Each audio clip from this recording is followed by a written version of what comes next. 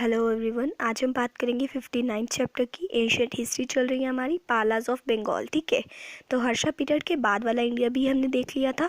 तो आज थोड़ी सी बात करते हैं बंगाल के बारे में। ठीक है, तो हर्षा की डेथ के बाद क्या होता है, पालास का राइज होता है। ठीक है, तो हिस्ट्री ऑफ बंगाल इतनी नॉन नहीं है कि कौन कौन से राजा ज़्यादा हुए हैं, लेकिन जितना पता है, जैसे कि पहले वहाँ पे गोड़ा किंगडम था, वो भी हमने बात की थी। ठीक है, जितना पता है वो हम इसमें कवर कर रहे हैं। ठीक है, जितना इसमें दिया हुआ है वो हम सब देखेंगे। ठीक है, तो हर्षा के बाद आते हैं पालास बंगाल में। ठीक है, तो उसके बाद उस टाइम पे ना बंगाल, वेस्ट बंगाल को तो बोला जाता था गोड़ा, और ईस्ट बंगाल को, जो बांग्लादेश वाला पार्ट है आज के टाइम पे, उसे बोला जाता था वंगा। ठीक है, यहाँ से आप एक चीज़ और याद रख सकते हैं, अगर आपको ये याद नहीं होता, क्योंकि ईस्ट बंगाल का इतना चाहे ना पूछा जाए, लेकिन वेस्ट बंगाल को पहले क्या कहा जाता था वो आपको पता होना चाहिए। क्यों?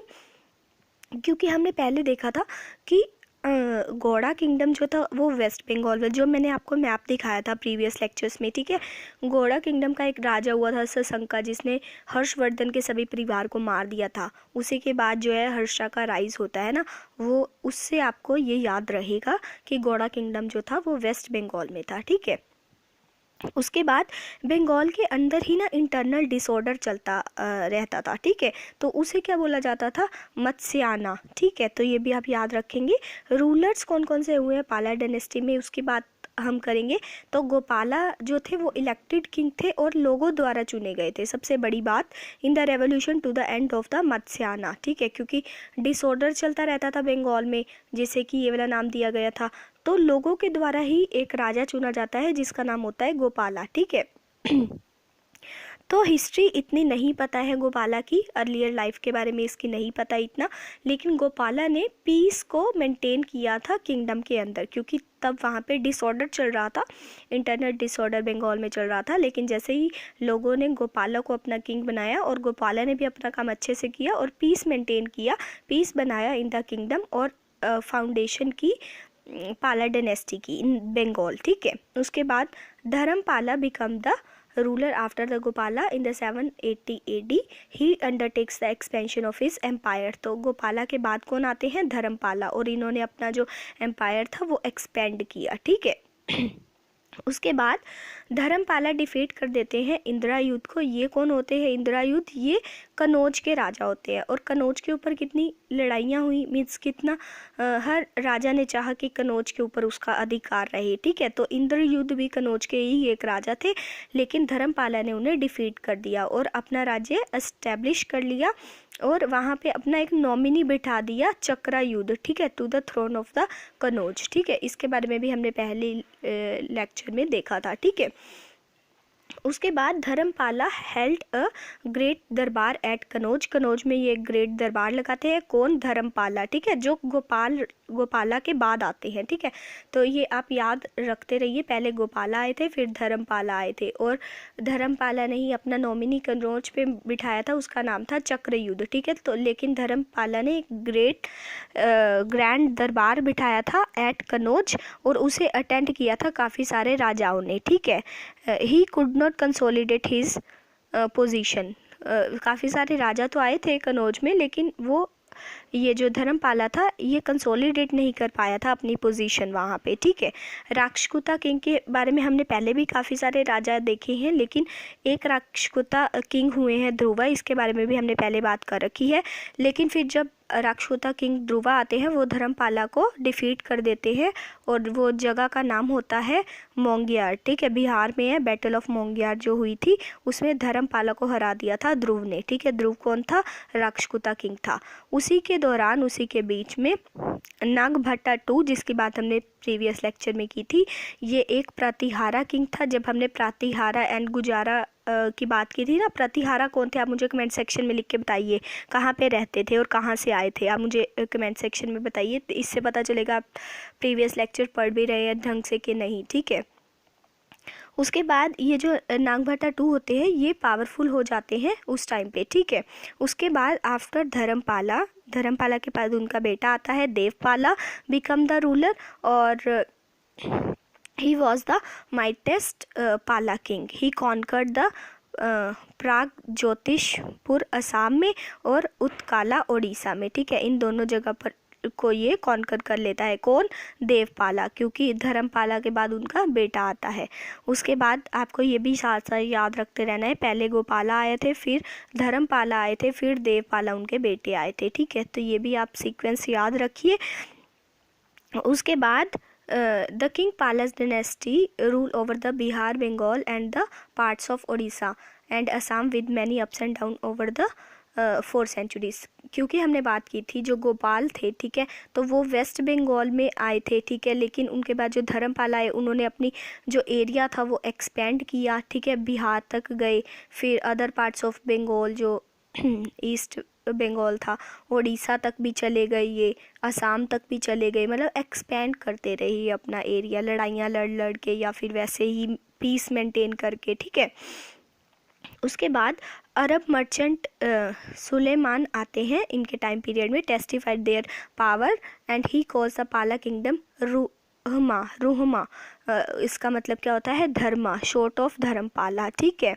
धर्मपाला के नाम पे ही धर्म जो था उसे क्या बोला जाता है अरब लैंग्वेज में रुहमा, ठीक है। तो सुलेमान आए थे इनके टाइम पीरियड में, ये भी आप याद रखेंगे। धर्मपाला के टाइम में सुलेमान आए थे, ये एक अरब मर्चेंट थे। उसके बाद सुलेमान मेंशन्ड दैट द पाला rulers were at the war with their neighbours. तो वॉर करते रहते थे नेबर्स के साथ, ठीक है, प्रतिहारा राक्षकुतास के साथ। लेकिन इन्होंने एक और बात भी बताई है कि जो पाला रूलर्स थे ना उनके पास जो ट्रूप्स थे ना वो मोर इन नंबर थे as compare to Pratiharas and the Rashtrakutas. तो ये भी आपने बात ध्यान रखनी है। ये किसने कही थी? ये सुलेमान ने कही थी, ठीक है, पाला रूलर्स के बारे में, कि पाला रूलर्स के पास मोर ट्रूप्स थी as compare to his rivalries, ठीक है। उसके बाद सुलेमान ने ये भी मेंशन किया है कि पाला किंग्स के पास पाला डायनेस्टी में 50,000 एलिफेंट फोर्सेस थी, ठीक है। तो ये भी बात याद रखेंगे। और तिब्बतन क्रॉनिकल्स में भी पाला डायनेस्टी के बारे में काफ़ी इंफॉर्मेशन देखने को मिलती है। और तिब्बतन हिस्टोरियंस ये कहते थे कि जो पाला रूलर्स थे ना ये पैट्रन्स थे of the Buddhist learning and religion. और जो पाला रूलर्स थे ये बुद्धिज़्म को लर्न करने की या फिर उसको फॉलो करने की कोशिश करते थे, ठीक है। और देन हमारे पास आता है कि धर्मपाला ने एक यूनिवर्सिटी लगा लीजिए या फिर बुद्धिस्ट मोनेस्ट्री भी आप कह सकते हैं, वो खोली थी एट विक्रमशिला। वेरी इंपॉर्टेंट, ये भी आप ध्यान रखेंगे, ये क्वेश्चन बहुत इंपॉर्टेंट है। विक्रमशिला किसने ओपन की थी, फाउंड की थी? तो ये धर्मपाला थे, ठीक है। और पाला रेन के दौरान ही नालंदा यूनिवर्सिटी थी जो ऑल ओवर द वर्ल्ड जो है वो फेमस हो गई थी। तो मैंने आपको ये कितनी बार बता रखा है कि जो ऑल ओवर द वर्ल्ड पहली लार्जेस्ट यूनिवर्सिटी थी जहाँ पे दूर दूर से लोग पढ़ने आते थे वो थी तक्षशिला जो कि पाकिस्तान में है। और सेकंड नंबर पे थी नालंदा, ठीक है, और ये थी बिहार में, ठीक है। ये आप बातें कुछ याद रखेंगे। और ये है नालंदा यूनिवर्सिटी की फ़ोटो, तो आप देख सकते हैं कितना बड़ा था उस टाइम पे। और आज के टाइम पे भी इसका एक और कैंपस बनाया जा रहा है, इवन बन भी गया है, बट वहाँ पे अभी ज़्यादा कोर्सेज नहीं शुरू हुए हैं, अभी धीरे धीरे उसमें ज़्यादा कोर्सेज इन्वॉल्व करते रहेंगे वो, ठीक है। और ये यहीं पे नहीं बनाया जहाँ पे ये एट प्रेजेंट है, ये इससे काफ़ी दूर जो न्यू नालंदा यूनिवर्सिटी बना रहे हैं ना ये थोड़ी सी दूर है इससे, ठीक है। उसके बाद during this period Nalanda had more than 10,000 students and teacher coming from the different part of the India. जैसे कि मैंने बताया दूर दूर से लोग पढ़ने आते थे नालंदा यूनिवर्सिटी में, तो इन्होंने बताया कि 10,000 स्टूडेंट्स थे उस टाइम पे, इससे ज़्यादा भी थे, ठीक है। और लोग कहाँ कहाँ से आ रहे थे पढ़ने के लिए? Central Asia, China, south east Asia, Sri Lanka, जैसे कि मैंने बताया था ना आपको, फाहिन भी आए थे, ठीक है। अब मुझे बताइए फाहिन किसकी रेन में आए थे, ठीक है। फाहिन आए थे, ह्यूंगसेंग आए थे, ये सभी जो है नालंदा यूनिवर्सिटी में पढ़े भी थे, ठीक है। Nalanda university was consider one of the biggest education institution of this time.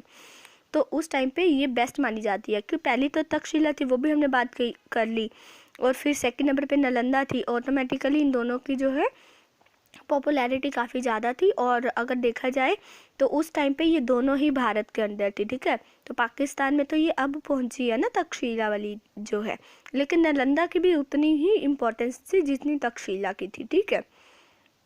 उसके बाद it imparted education in the various branches of knowledge. ऐसी बात नहीं है कि बुद्धिज़्म के बारे में ये नॉलेज देते थे, ठीक है। ये हर एक ब्रांच की जो है वो नॉलेज दी जाती थी। संस्कृत भी थी, हिंदुइज्म भी पढ़ाया जाता था, जैन्स के बारे में भी था, ठीक है, सभी रिलीजन के बारे में था, ठीक है। उसके बाद Dharmapala donated the royal income from 200 surrounding villages to meet the expenses of the Nalanda university, ठीक है। तो धर्मपाला जो है वो 200 विलेजेस का जितना भी 200 विलेजेस पढ़ते थे ना नालंदा यूनिवर्सिटी के पास, तो वहाँ से सब कुछ पैसे वगैरह इकट्ठे करके नालंदा यूनिवर्सिटी के जितने भी एक्सपेंसेस होते थे उसे पूरा करने की कोशिश करते थे। एक बात मैं और बताती हूँ आपको, नालंदा यूनिवर्सिटी में ना एंट्रेंस टेस्ट हुआ करता था। ऐसा नहीं था कि कोई भी जाके इसमें पार्टिसिपेट कर लेता था या पढ़ाई कर लेता था, ऐसा नहीं था। उसमें जो था, जैसे एंट्रेंस टेस्ट होते हैं ना अब के टाइम में भी, वैसे ही वहाँ पे हुआ करते थे। तो जिसको नॉलेज होती थी ना काफ़ी, जैसे आपने संस्कृत पढ़नी है अंदर, तो आपको पहले बेसिक नॉलेज होनी चाहिए थी संस्कृत की, ठीक है। और यहाँ पे ऐसा भी बोला जाता है कि जो गेट कीपर होता था ना, तो गेट कीपर भी काफ़ी सारे सवाल करता था उस आदमी से जिसने एंट्रेंस देना है या जिसने एडमिशन लेना है, ठीक है। तो ये भी बात इसकी आप ध्यान रखिएगा।